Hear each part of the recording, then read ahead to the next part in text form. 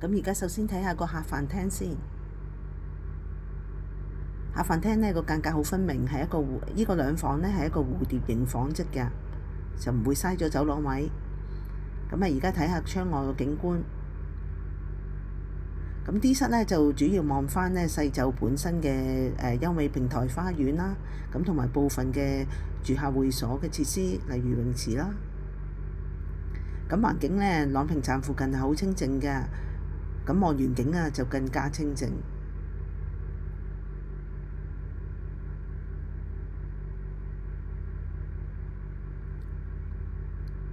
咁喺呢個方向望下個廳先。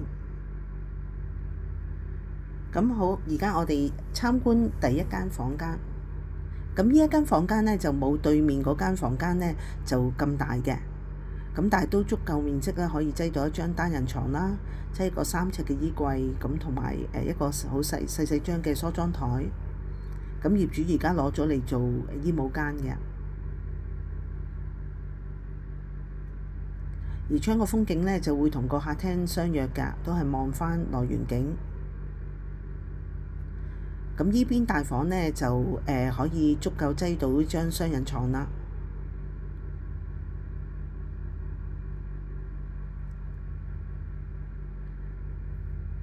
咁而喺鏡頭後邊呢，呢邊呢就會有一個凹位㗎，喺個門後邊呢，有一個凹位，就可以足夠做到一個有5尺以上可以到天花頂嘅一個大櫃嘅凹位啦。咁業主亦都利用咗嚟擠個衣櫃啦。冷氣機佢哋係用開嚟㗎。咁好啦，廚房呢就想提一提。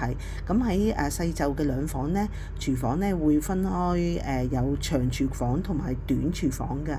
咁呢個呢就係長廚房啦。咁長廚房都幾受歡迎㗎。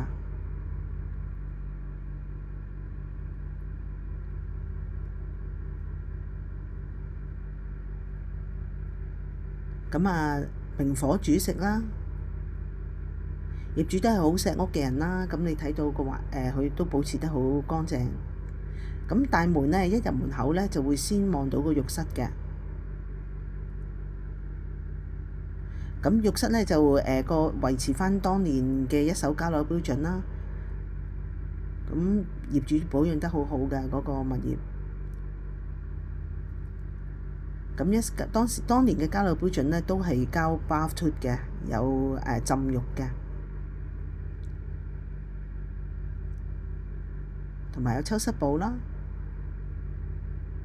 剛才睇嘅 video 呢係一個細就嘅2座 D 室，427尺，實用面積兩房嘅蝴蝶形紡織㗎。